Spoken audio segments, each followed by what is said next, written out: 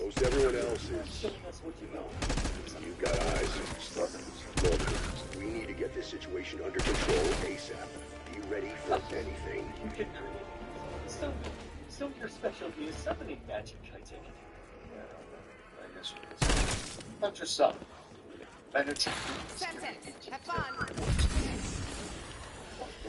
Now, so. I guess the cat's out of your bag.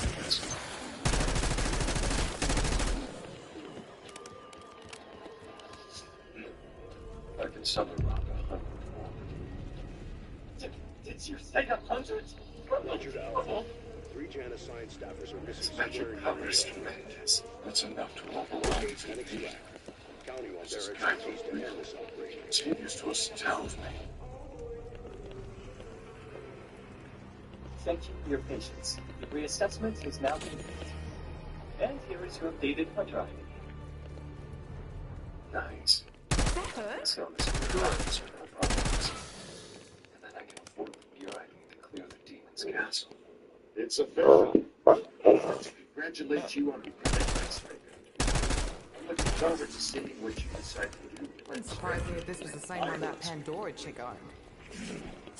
Max armor. It's an honor to work with the newest S-Ray. Perhaps you would allow me to thank you. That, and ours too. We have some time for chat. I'd love to discuss that. Start-wise, but I got some notes. Wait, not there.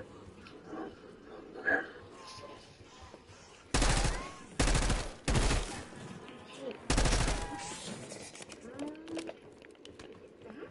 Well, no way. I'll check. Your brother popped up on the street. What the heck is happening over there? That kid really did make the news. I warned you, but you didn't listen. I tried telling you guys that he had the eyes of a killer. There's no knowing what messed up stuff is done. Your son has been officially recognized as S-rank. Certified announcement yet. It seems his S-rank status has been confirmed in the association's database, which would mean Gene himself has now become the 10th S-rank hunter in the country, the first to emerge in over 2 years since the awakening of the first job. S-rank! No, wait! This was not a press conference! Keep pushing. We need to find out what I wasn't caused able to get Hunter's son even if to it turns accept out me. it was us. That's a shame.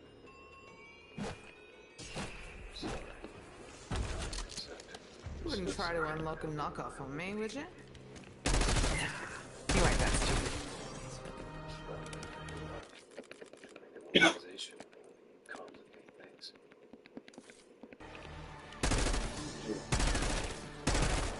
About business.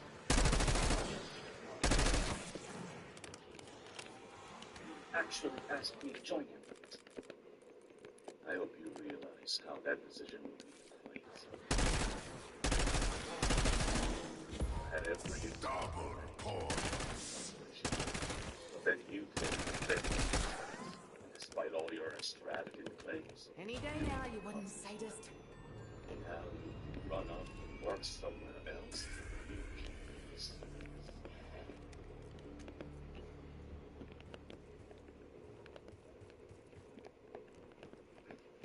I'm sorry, Father. I've made up my mind. I'm going to follow Hunter's son.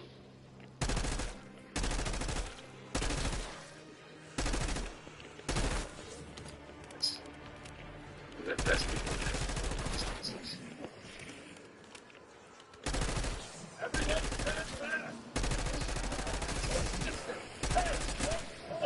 That's man. Come on in here. Press. Here. Let's get the other down.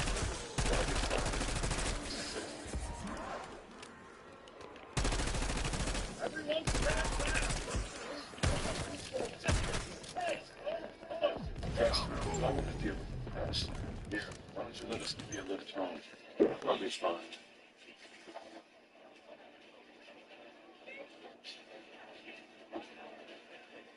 Despite being a mainstay hunter, his athletic abilities are simply incredible. You okay, you know? He moves so fast my eyes couldn't track him. He's even stronger than he was before.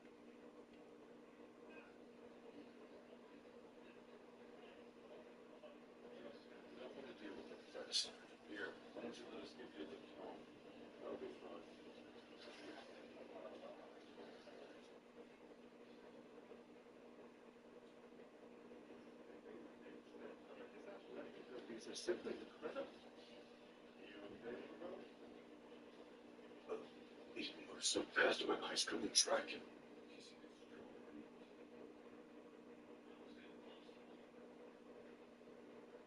It's time to gear up. Not just suddenly. We've been expecting you. You're in the market for playlist.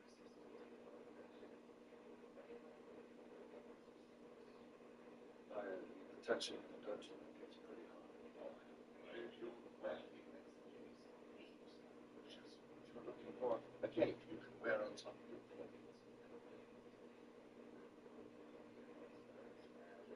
Well within your budget at these prices. Maybe get a discount. Oh, my apologies, but the listed prices are low.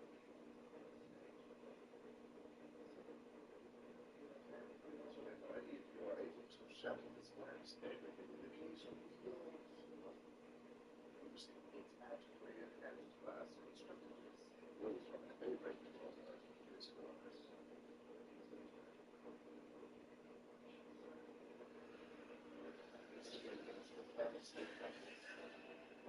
Please don't throw it.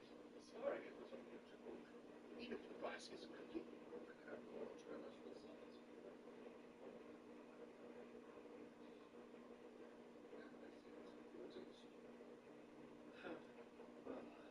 I'm shopping for similar things like daggers. Excellent, sir. If it's weaponry that you're after, allow me to assist.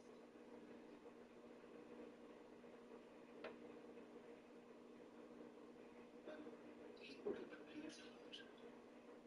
Okay. What's the price? And I don't think it sells for this much. But this.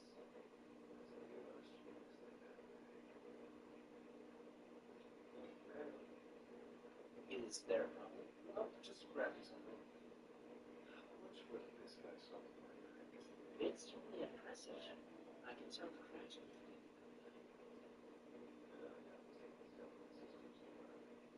If I were you, I wouldn't accept anything less than 100 million. 100 million? I would pay like 3 million gold. The store's items go for this much.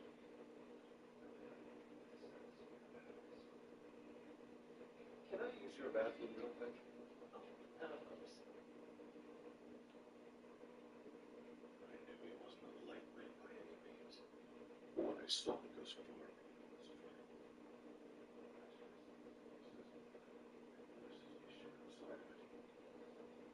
Seems he's still improving even though his reawakening shot long past.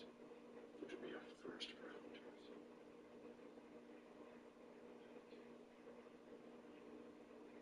Hunter's strength grows over time. Really exist.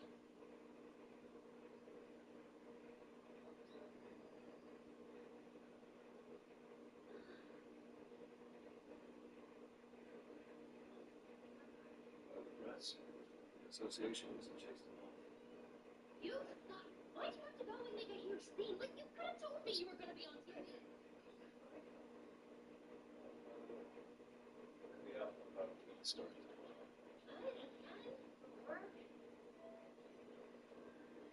Let you people get Oh! that. Do you know you?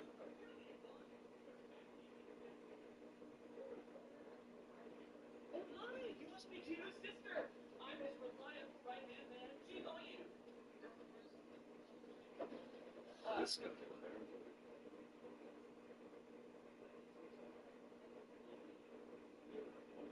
Sure. How can I forget? This job has been weighing on my shoulders unbearably.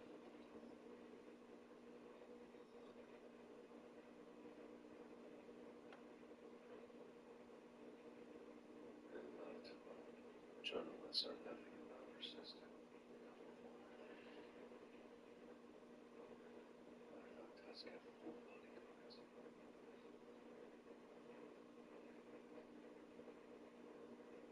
Since I got close to the scene,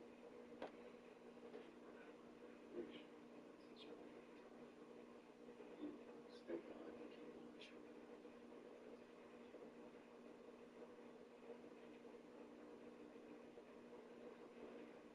Take a few more precautions while we're at it.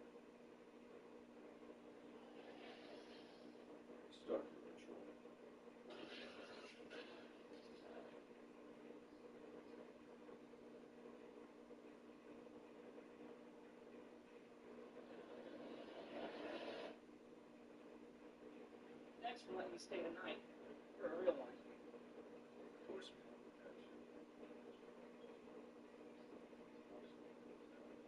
Gotta own up to the consequences, right?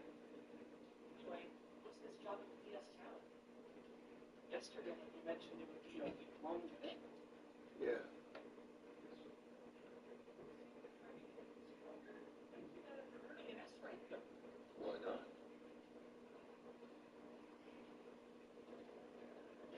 Thanks, Jill. I'll be back. I know. Stay safe, okay? I don't keep anything else fascinating. The demon's castle is where. There's a second part.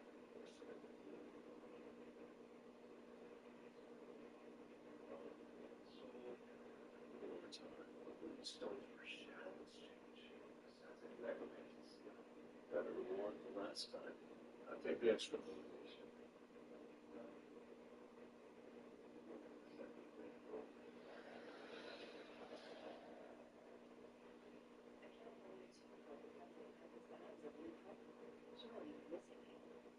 Trouble some flowers.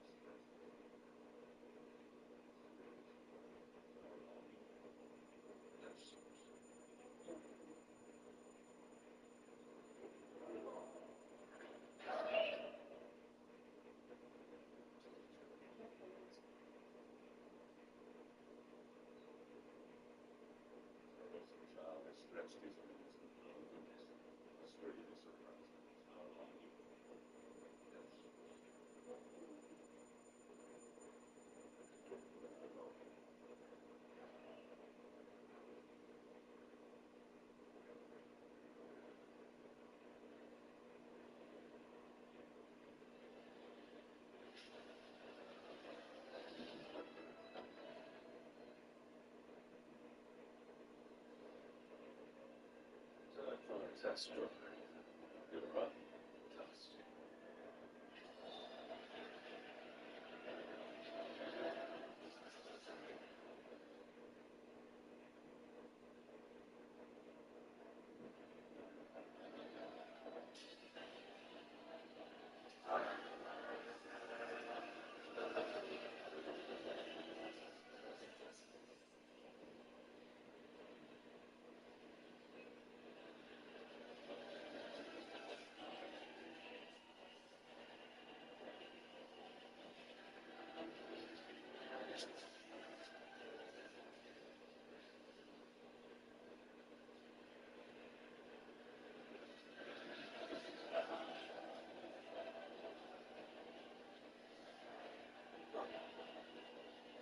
Clean off its feet.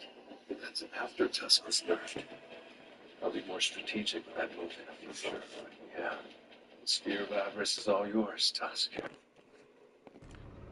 see. So Gino came to visit. He did. You give me I an told axe, him I'm he gonna collapsed turn from you into exhaustion. fire starters. Did you know? It's the eternal sleep disease. It's a relief. That's correct. I was sure you'd have me over a Begins barrel. as abrupt spells of Again. drowsiness that eventually transitions to Tear to peace. I was already most likely, the last will be traumatic. It tends to occur in people with naturally low resistance. Way to swat that bug, Alpha. Are there any touches? Oh, God.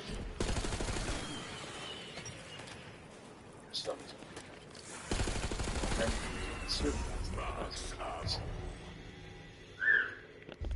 the entire planet is steeped in magic power these days, and I'm intolerant to it. Is the world rejecting me? And I need cold. Nothing beats a peaceful afternoon, huh? Yeah, you said it. Want to use what's left for the fish? No control. Toast flag. Got it?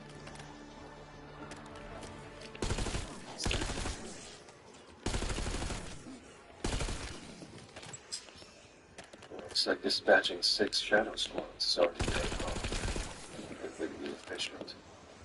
Made it pretty simple by we get here. Someone told me to stop picking up stats. One, Some things slay never every change. everyday encounter in their search. 2, what's needed to fight against them. missing out on some loot this way. Much faster progress in exchange. You walk a really fine line between wild and dark, nervous, More than 2 days. I just don't get why the pace slowed down. Where's the damn permit? Something's destroying the shadows fast. Looks like it's Squad A. I didn't think any of these demons would be a problem for my high ones. Gotta call him back. They're getting thrashed. Let's see why. Come on. Squad B was also mysteriously slaughtered. Whatever is responsible must be pretty fierce. It's weird, though. Tusk's squad was the one closest to Squad A when it went down. So why go after Squad B next? They're weaker, sure, but they were further away. If this enemy realized they couldn't beat Tusk, they must possess some level of intelligence. If they're gauging strength, I know which squad they'll target next.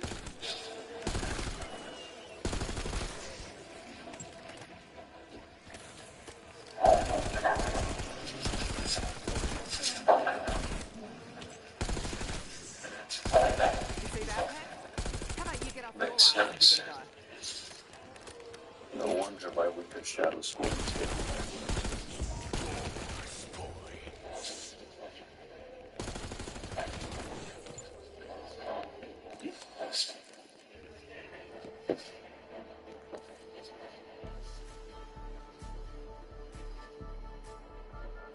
You know, I've always wondered. Do demons like you feel fear? You're shaking. I guess I have my answer.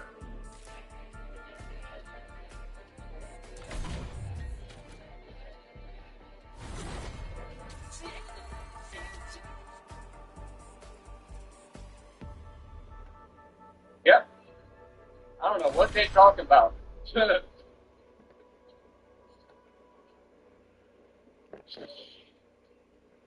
Everybody already knows these concepts. They already know all these things. Hey, look, it's Best in Show. Hope I didn't already welcome you. I'm just having one of those days, Best. We hold these truths to be self-evident, right? Like Abraham Lincoln said, I believe. It is what it is, man.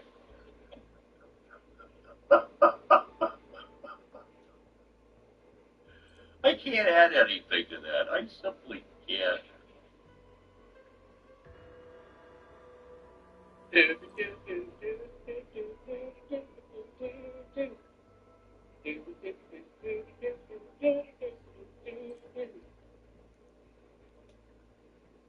Like I said, people are just hilarious, man.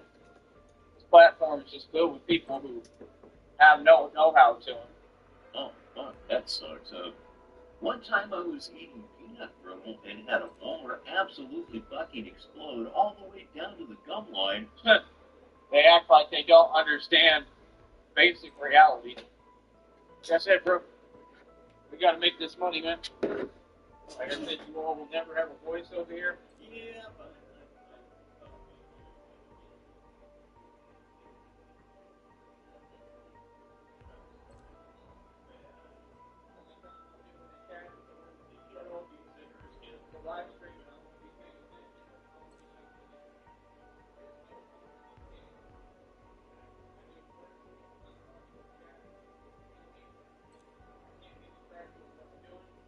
So I gotta focus. Feel me? That's it.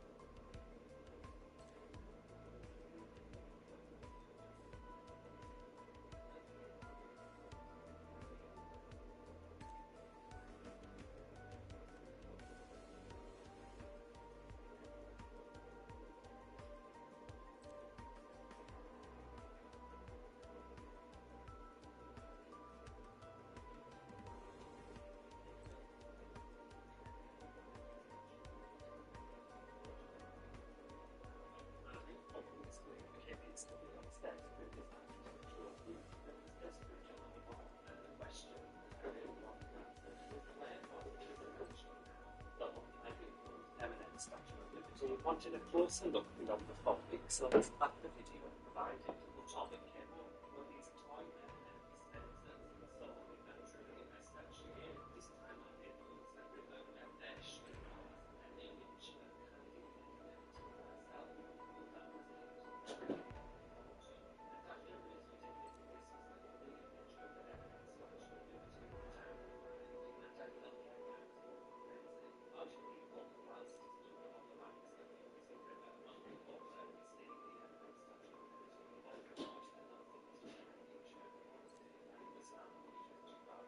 of the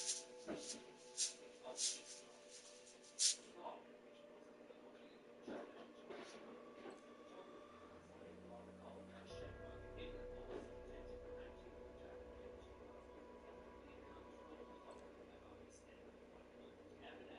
Statue of Liberty that I was finding, and I felt like I was going crazy. Out of people, whilst stood on the banks of the Hudson River,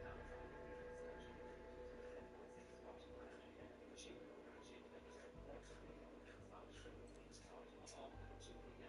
And it was found in 2007 on cameras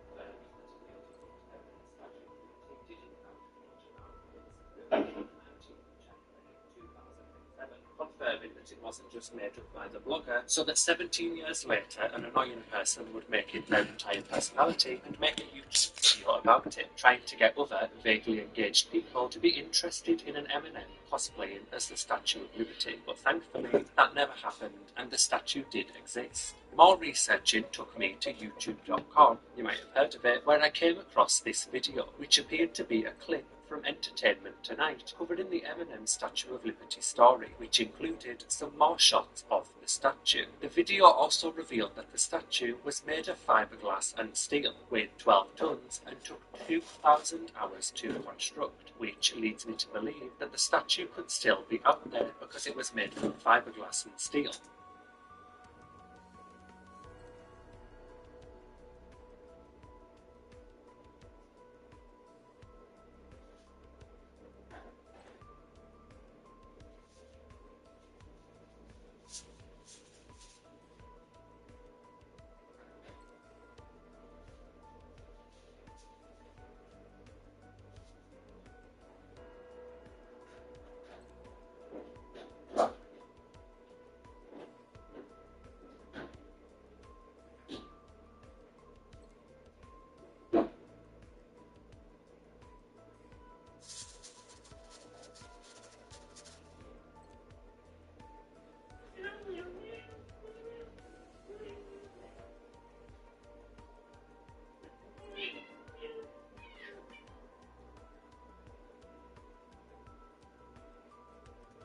Not paper mache. This video, titled Randy M&M Statue, had only 3 comments: M&M of Liberty, second, fourth, crap. And after managing to pull myself away from the comedians in the comment section, the video gave me a lead. In the caption of the video, which was uploaded to the channel, just simply called T, which is ironic because that's exactly what it gave me, T wrote the following: Randy built this statue, followed by an ominous ellipsis which made me worry that I had gone too far and that I would soon regret my decision to investigate the colossal M&M Statue of Liberty cosplay, but at this point I was in too deep. I needed to know the truth.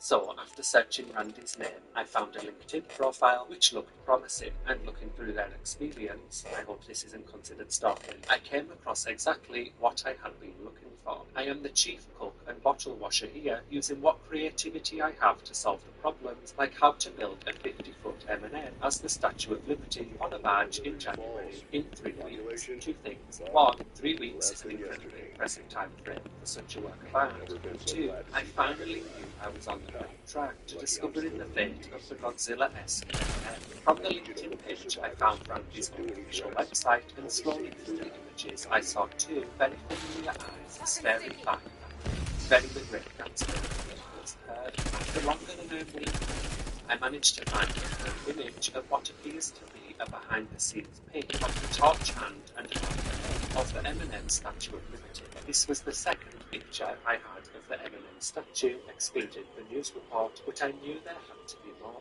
Again, who the f*** doesn't see a 50-foot Lady Liberty M&M and take a picture? Back on LinkedIn, I decided to look at the company that was tasked with creating the statue, and in the About Us section, they also mentioned the statue. We have built projects as large as a 55-foot M&M as the Statue of Liberty on a barge in the New York Harbor for the Become an M&M campaign launch. And so, my investigation had reached new heights, quite literally, as I discovered that the M&M was not 50 feet tall, but was in fact 55 feet tall. The company's profile is the website that was no longer active. The Wayback Machine decided to work for once, and on the front page, just below pictures of the restaurant set of 2009 movie, according to Greta, starring none other than living legend Hilary Duff. The website also had exactly what I was looking for, all pics of the M&M. The one on the far right was the original picture picked off my 50-foot M&M leader. The two were new. The first was a behind-the-scenes pic, presumably of assembly of the statue, and the second one was the statue in all her glory in front of what I think is the Brooklyn Bridge. The image on the site was captioned, "Become an M&M campaign launch for Mars Candy. Second largest sculpture ever built afloat. 55 feet tall, 3 tons, on a barge in New York Harbor," which annoyed me further that this issue was so documented, given that she literally broke records. It's not every day you see the second largest sculpture ever built afloat, so take a picture, New Yorkers, for God's sake. So, I now had 4 images of the M&M statue, but again, I still wanted more. After a little more research, I also came across the demo reel, which had some additional images showing more of the behind-the-scenes creation of the statue.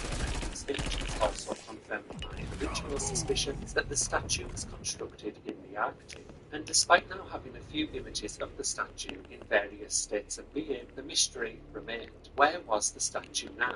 I did probe the internet further to see if anyone had posted anything about it in recent years, even checking eBay, and during this time I discovered that the M&M hasn't been the only thing to float around near Lady Liberty, as in 2014 an inflatable Rubik's Cube also bobbed along the Hudson River, and although not even being half as interesting as there, with a few more pictures available of the Rubik's Cube.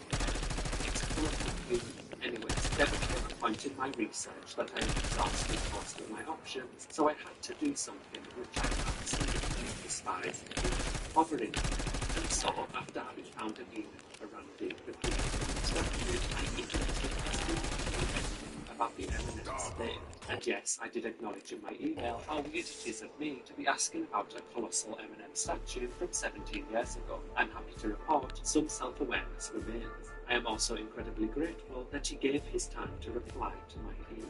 In his response, the creator said that the M&M statue was dismantled and there was talk of it going to Las Vegas to the Mars Candy headquarters. However, he was unsure if that ever happened. Following this correspondence and my newfound investigative journalist status, I now had a lead.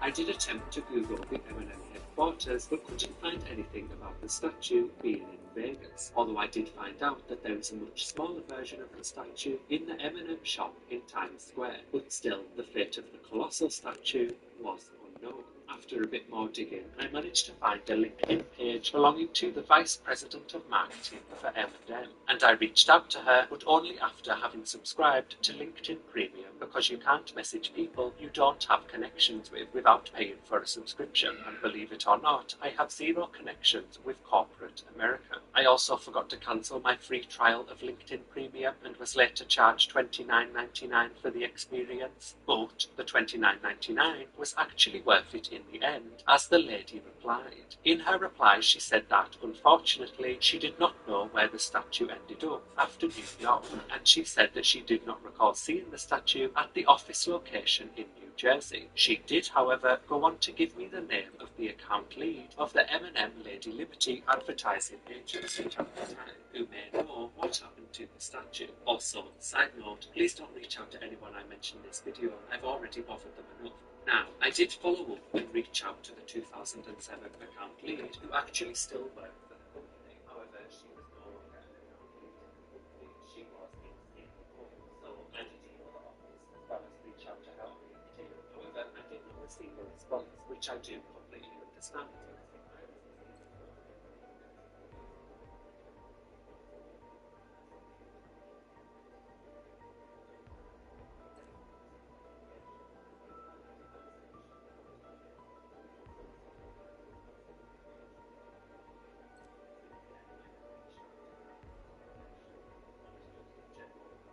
Service would receive no word back from either, and so the whereabouts of the 55-year-old M&M Statue of Liberty remained a mystery. And although she may be dead, rotting away in a rubbish heap,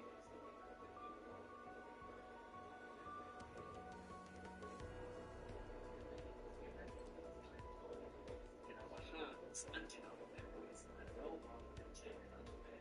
If anyone does happen to have any pictures or any information regarding the current whereabouts,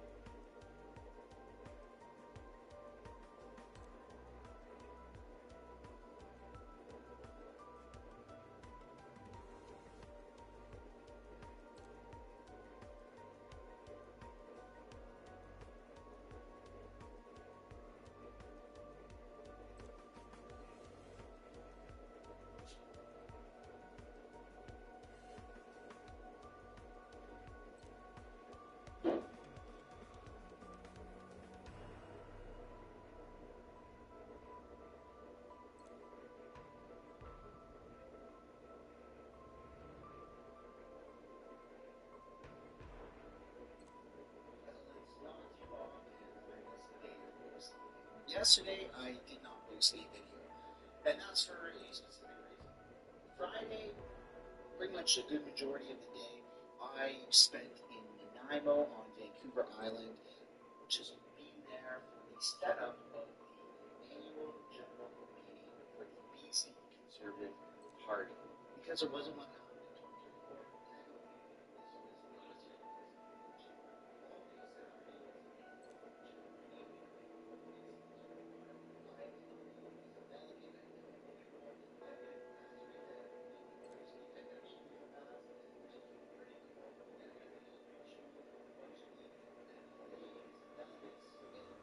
Incredible. It was a very eye-opening experience. I learned a lot. I feel like I made a lot of connections with people. It was awesome. The first time that I've ever stepped away from my screen and gone into the real world and done anything, participated in anything, or I guess in this case, attended anything that was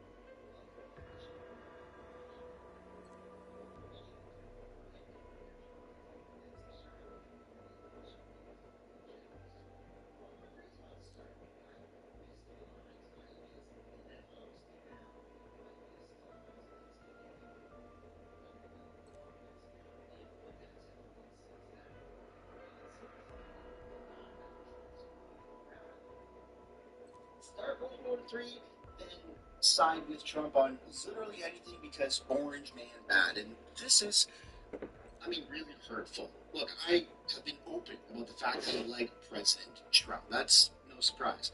I don't think Canada should become the 51st state. I think that we should remain as a country. We should have better relations with America so they stop making jokes about us, but that's a story for a different day. All other countries, a lot of other countries, all our allies are now taking the stance that Trudeau has been taking, which is yay Zelensky and orange man bad. And that's going to lead to potentially World War III while Trump is trying to sort out peace negotiations with Putin. So we're like in increased volatility for scary times. So we're going to be taking a look at that because Justin Trudeau is over, I think, in the UK, and he's talking with Zelensky and other world leaders about what's going on and how we need to double down, triple down, quadruple down on Ukraine. And it's something that I very heavily disagree with because it's costing us so much money. It's not our fight. And you have the leader of the free world that's literally trying to find peace while everybody else is trying to fuel this ongoing war. So this is going to be a very interesting video. And before we get into it, we got to talk about protecting yourself. All right, there's protecting yourself in the real world, out of the physical world. There's also protecting yourself online, which is a perfect segue into today's sponsor. I'd like to thank today's sponsor, Private Internet Access. We're offering my audience 83% off for using code SUNSHINE, which can be found linked down in the description or the below. We're living in a crazy time of censorship here in Canada, and that's all thanks to Justin Trudeau, or whoever the hell is really calling the shots of the Liberal Party since he resigned, but not really resigned. He wants to make sure you can't see the news. He also wants to make sure that you can't access certain content on Netflix, on Hulu, and on Disney Plus, which we all know if you listen to Chrystia Freeland, you shouldn't have Disney Plus. So the way around this is with a VPN such as Private Internet Access. For those who don't know what a VPN is, it's a way really good at maintaining that reputation.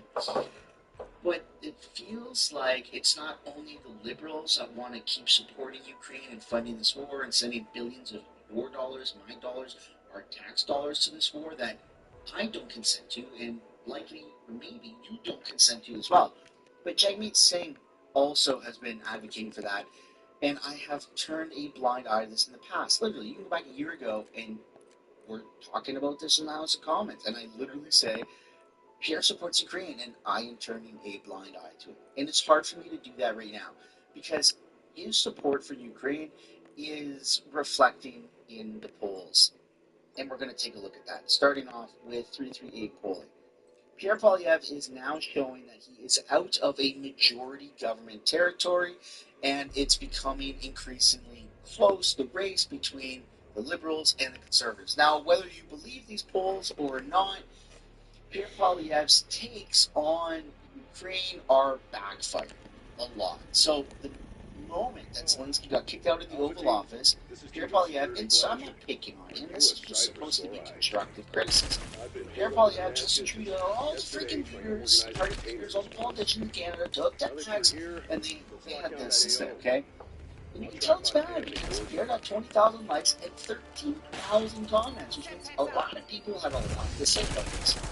Pierre said, as leader of Canada's Common Sense Conservatives, I've always been clear. We stand with Ukraine and its defense against Vladimir Putin's invasion.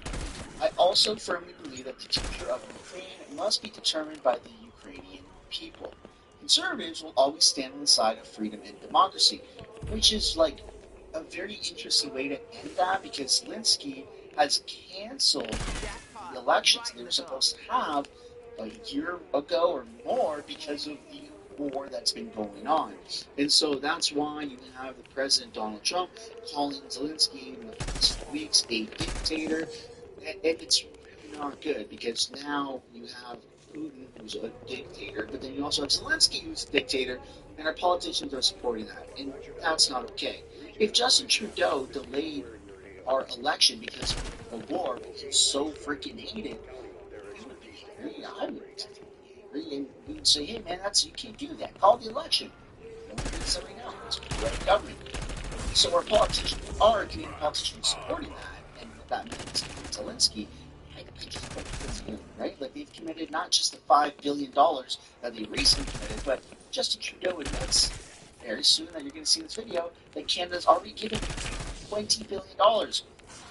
Brother, that could have solved homelessness freaking 5 times over here in Canada. Like, that's crazy, man. That's absolutely insane. And so, now let's take a look at what Trudeau said in his recent press conferences earlier today, such as the $20 billion that Canada has already given to Ukraine. We've also invested close to $20 billion in supports for Ukraine, military, economic, and other. And we're going to continue to be there to support Ukraine. We've also invested close to $20 billion. Folks, that is so much money. Look, I feel bad for the Ukrainian people. I really do. I don't think it's good for any country to be a war-torn country. I really do genuinely feel bad. And Canada could be coordinating some humanitarian aid with other people, providing meals or providing first aid, but spending our literal bullets and our troops, which we're going to get into right now, is leading to us experiencing financial turmoil.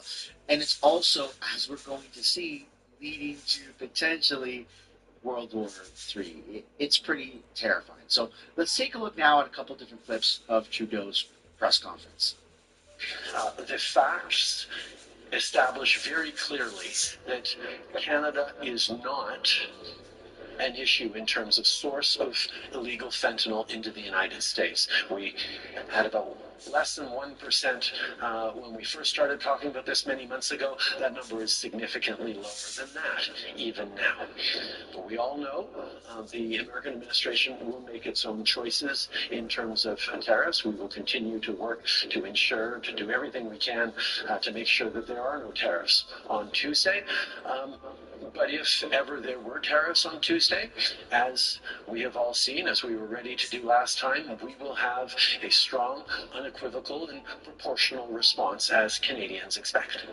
Significantly more on defense. Okay, so that's, the tariff stuff, and that's obviously no longer speculative because Trump has confirmed 100% tariffs are coming on to Canada. But now let's take a look at what Trudeau is doing in his literal last week. Less than 7 days away from no longer ever being a Canadian politician, no longer being Prime Minister of this country, just going back to being a private citizen. In literally, 5 days from now? Craziness. 5 or 6 days from now. And here's what Justin Trudeau is suggesting that we do, or committing to, sending not only troops, boots on the ground to Ukraine, but it seems like he's almost advocating for nuclear war. Good evening, everyone. It was good to be here in London today. It was important for Canada to be there with allies as we discuss the importance of standing united in defense of Ukraine and in pushing for a durable and lasting peace in Ukraine. We all have important roles to play, and we've recommitted today to continue to do that. And we're going to continue to be there to support Ukraine as necessary with whatever it takes for as long as it takes, because Ukraine is not just defending its own territory, it's defending the very principles and values that underpin all of our democracies. So as we look at what's going to be necessary in the coming years, I can assure you that Canada and Canadians will be there. Now, if they truly believe that, why wouldn't they advocate? Why didn't Trudeau and others alike, why aren't they advocating for Ukraine to have their federal election, right? Because they're long overdue, right? He's used emergency powers to cancel the election to stay in power, right? So if you're advocating for democracy, call an election, Zelensky. Prime Minister Starmer said specifically it will mean UK boots on the ground and planes in the air. From your answer, I am taking that will not mean Canadian boots on the ground. Is that, just to finish, Is that the case, or are you considering Canadian boots on the ground in the form of peacekeepers down the road? Every step of the way, Canada has looked at the ways it can best help. And as I've said a few days ago, everything's on the table. We know that the Canadian military has ways that it can contribute. We're not going to get ahead of the discussions on how to keep a peace that isn't yet in place. But Canada will be there and is open to doing what is necessary, but those will be decisions taken in the coming years by Canadians and their government. Obviously, I spent a lot of time with Volodymyr Zelensky over the past years. We had a great sit down just last week when I was a few days ago when I was in Kyiv to talk exactly about how much Canada stands with Ukraine unequivocally and always, and how much we stand and support him personally as a president, as a leader, as someone who has devoted himself to protecting Ukrainians and indeed protecting the principles and rules that underpin all of our democracies. I have continued to emphasize to him that Canada will always stand with Ukraine. You clearly admire President Zelensky, so I'm wondering what you thought when you saw the treatment that he received in the Oval Office on Friday. I think, first of all, it's important every chance we get to lay out the facts as clearly as possible. In 2014, Russia chose to invade Ukraine, to occupy Crimea and parts of eastern Ukraine. For that, they were kicked out of the G7. And in 2022, they chose to violate the existing ceasefire and invaded Ukraine with the intention of taking Kyiv in 3 days and the entire country in 3 weeks. That has failed.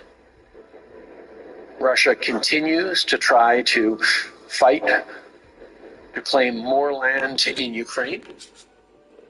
And we could see an end to this war tomorrow if Russia decided to stop its illegal invasion of Ukraine. No, we could have seen an end to this war yesterday or a couple of days ago when Zelensky met with President Trump in the Oval Office. They had a real opportunity to call for peace right there. All he had to say was, I want to call for peace and I'm going to do what it takes. And he didn't want that. He wanted more money and more support from America. America said, right now, we have former Ohio Governor and MSNBC political analyst John Kasich and former Assistant to the Secretary of Defense for Public Affairs, Chris Marr. Gentlemen, good to have you both here. So, Governor, after that disastrous White House meeting, you posted a comment on social media that has gotten more than 1 million views, and you wrote, today's Oval Office meeting with Volodymyr Zelensky was shameful. President Zelensky represents a nation whose citizens have sacrificed their lives and shed blood for the freedoms they cherish. He deserves respect, not humiliation. And there are many who believe, sir, that embarrassing Zelensky on the global stage was the White House's intention. They deny it. But how do you interpret what Trump intended and accomplished in that meeting?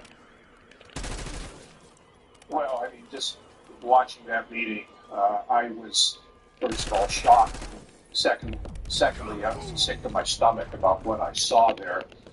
You know, Alex, the problem is that America, since World War II, has provided some security guarantees to the free world, the people who believe in freedom of speech and free elections and human rights and all these things, free enterprise. We provided the security guarantees so people felt comfortable that we were going to look out for them, that they have to do their part, but they were going to look out for them. My greatest concern right now is have we created a trust problem? In other words, the countries around the world say, we don't know what we're going to get from the United States. And my concern about that, Alex, is the fact that with that sort of question, that sometimes countries are going to decide to go it alone. And some of these nations, you take the Baltics, for example, they don't have the means to raise large armies. They're going to be looking for what they can do to make sure that they're protected.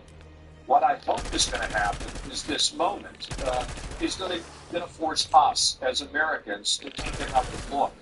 Because once you open the genie from the bottle, where does this go? And America's role has been crucial in the world in keeping the peace since World War II. And of course, we were there to dramatically help win that war. If it wasn't for us, I don't think it would have been won. So the fact is, countries have come to depend on us, and it's because we share the same ethic. We have the Western ethic that believes in freedom. And I get very concerned that this trust, and it's hard to rebuild trust. That's my concern. I don't think it's over yet, but we've got to be very careful that we don't head down this road and let everybody sort of bend for themselves. And add to that, Alex, these trade wars that are being talked about now that creates more problems, more inflation, more conflict. We've got to be very careful here. Yeah. Sobering commentary there, but yeah. All right. Chris, you traveled to Ukraine with Secretary Austin several times during the war. What is your reaction to what you saw in that meeting Friday? Yeah, I mean, I think Governor Casey hit the nail on the head. I mean, what we witnessed on Friday was embarrassing for the United States. It was disgusting. You're talking about President Zelensky, who for the last 3 years has been fighting for the future of his country, fighting for the values that the United States of America believes in, democracy. You know, it used to be that the United States would stand up for those values, would stand up and help defend our allies and partners, and stand up against bullies and dictators like Vladimir Putin. Instead, the opposite now seems to be true, unfortunately. So one of the things, Governor, that Zelensky tried to get through to Trump is that this isn't just about Ukraine, but it's about standing up to an autocrat, fighting for these same freedoms that generations of Americans have fought and died for. And yet today, the Kremlin praised the U.S. for what it has characterized.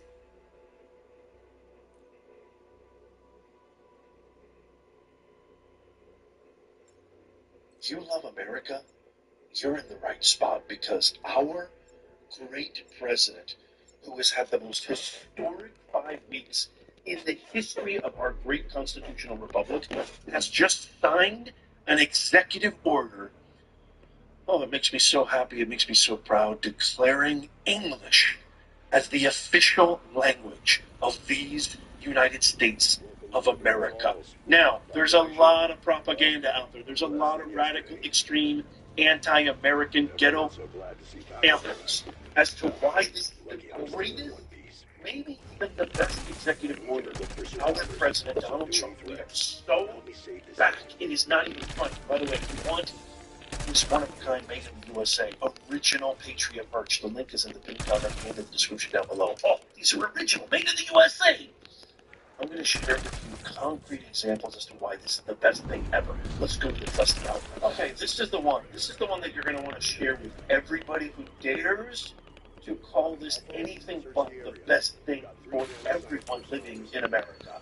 First of all, this never gets old.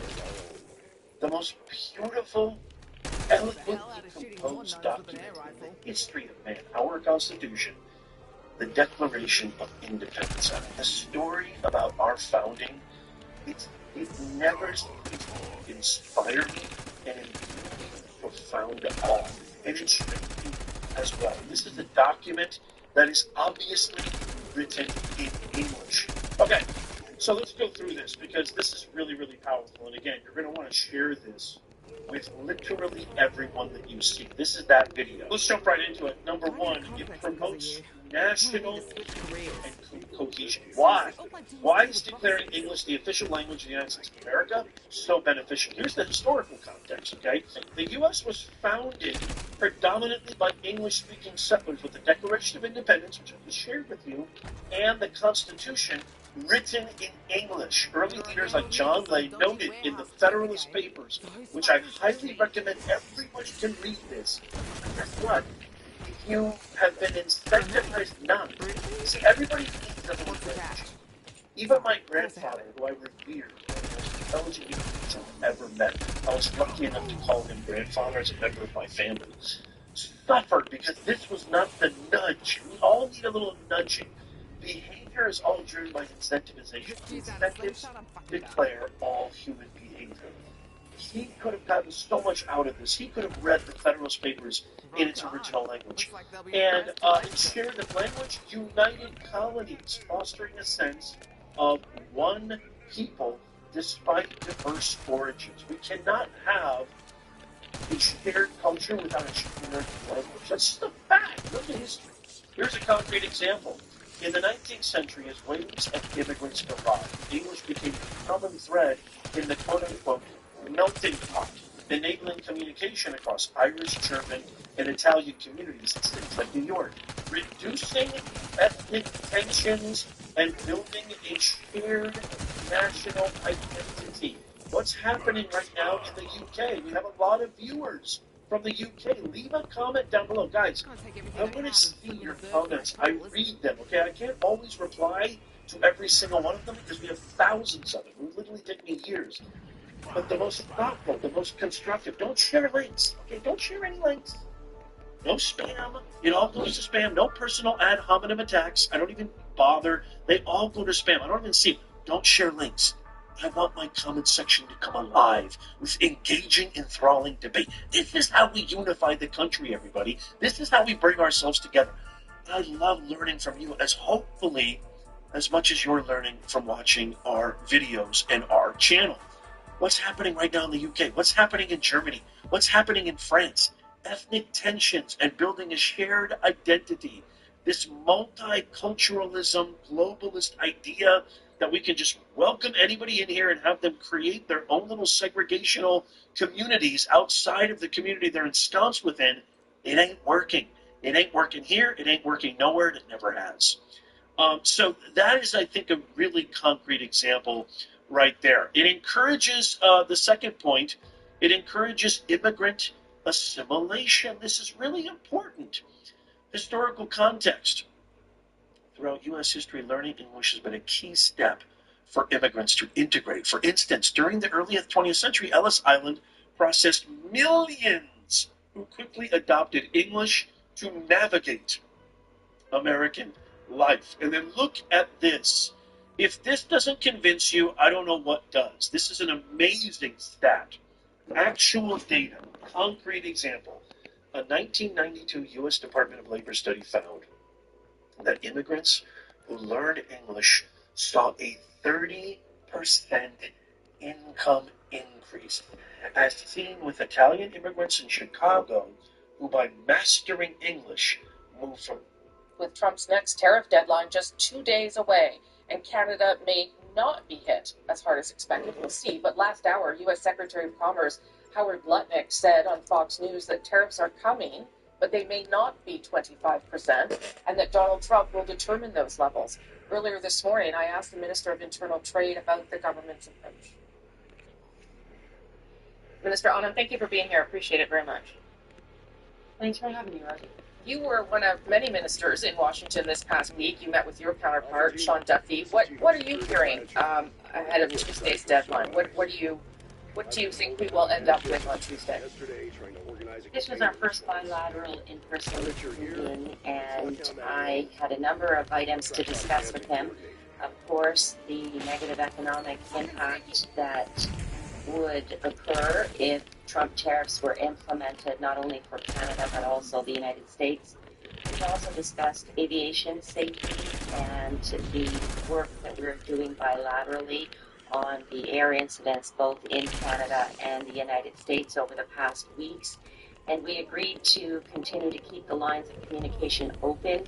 We are both big communicators, and I invited him to come to Canada and to have further discussions, and we agreed that that would be a good path forward. So what is your sense then, Minister, about whether these tariffs are going to happen on Tuesday? So I also met with a number of Congress people from both sides of the aisle, as well as Senator Duckworth from Illinois, and the sense across the system is one of needing to wait and see what happens on March 6th. But from the Canadian standpoint, We have continually said that we will meet any Trump tariffs dollar for dollar, and we will retaliate to the tune of about $155 billion in aggregate. We are steady at the wheel. We are prepared for any eventuality, but we will at every turn defend our country's economy as well as reduce internal barriers to trade and diversify our supply chains, which is necessary in the face of the threats that we are seeing economically. So just so I'm clear, and I'm not saying that we should know, because we certainly didn't know in the past, but basically we're going to have to just wait and see on Tuesday what the president decides. Is that sort of where we're at? The answer is yes, Rosie, and the answer is yes because we see numerous dates on different goods coming from the White House, and the only rational response from the Canadian government is the one that we are taking, which is we have put out our policy response, and we will implement that policy response, that $155 billion in aggregate in retaliatory tariffs, meeting those tariffs dollar for dollar. Speech is going to be a farce. I think it's going to be a MAGA pep rally, not a serious talk to the nation. I think Donald Trump is going to spew a series of lies about his alignment with Russia, about what he's trying to do to allow Elon Musk to essentially monetize the American government to enrich Musk and his billionaire crowd. And I'm just not going to be a part of that. That was Senator Chris Murphy of Connecticut talking about what he thinks we can expect from President Trump's address to a joint session of Congress on Tuesday, and why he's decided to skip what will surely be a performance to rival those nominated for Oscars tonight. Joining me now, Max Rose, former congressman from New York and senior advisor to Vote Bets, a progressive group that supports military families, and Hayes Brown, writer and editor for MSNBC Daily. Gentlemen, thank you both very much for coming to the Sunday show. So, as you're the only former member of Congress sitting here at the table, Max, your assessment of what Senator Murphy said, do you share that all we're going to see is President Trump spew lies about his alignment with Russia? Sure, I would defer to the senator who I respect as to what we're going to see, but I'll tell you what we're not going to see, and that is Donald Trump give one proactive proposal to lower costs. We're not going to see him defend at any point the fact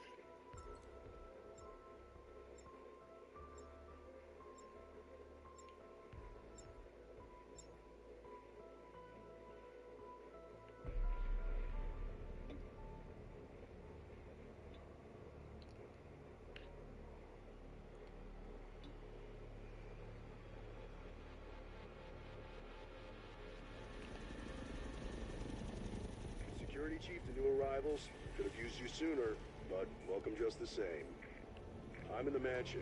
So this is a video that's literally been almost 3 years in the making. Today we're going to be exploring this big shocker of a laptop that Sony released back in 2004.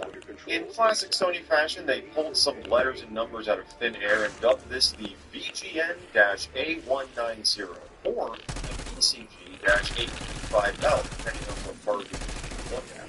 But it is a Sony Vaio, and it is definitely a stronger. This thing is 1.5 inches thick, it has a 17-inch display, and weighs almost 9 pounds. That's because this was meant to be a desktop replacement, a machine where portability isn't a primary function, but more of a nice accessory that you use every once in a while.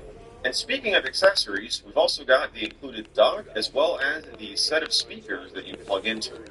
All for the not-so-low price of $2,800. So today we're going to see how it holds up over 20 years later.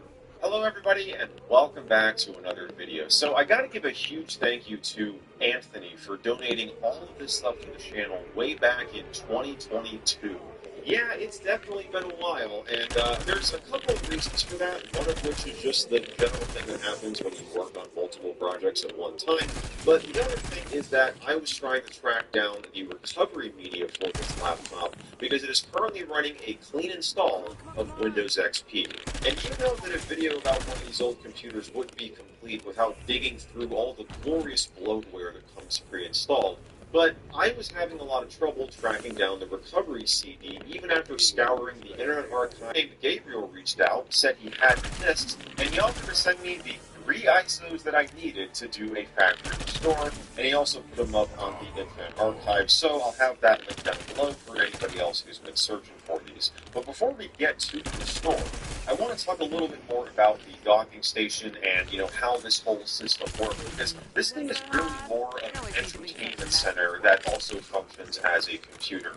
The docking station is pretty typical. You can plug the laptop into it and undock it whenever you want, even while the machine is powered on, so you can easily take it along with you when you're traveling. Though, as I mentioned, it is pretty freaking large, so it's probably not something you would be bringing with you everywhere you went. If we flip this around to the back side, you'll see that we have a ton of connections available to us. You've got 2 USB ports on each side, 2 display out connections, one for VGA, one for DVI. You've got your speaker connections up here, optical out, Ethernet, composite in and out, as well as video in and out, a printer connection, your power port down here, and a coax connection for hooking up an antenna or a set-top box or heck, even a game console, because yeah, this thing has a TV tuner built in so that you can watch and record TV content, because yeah, like I said, this is really just a whole media center system. And yeah, I'm really curious to see what software Sony included on here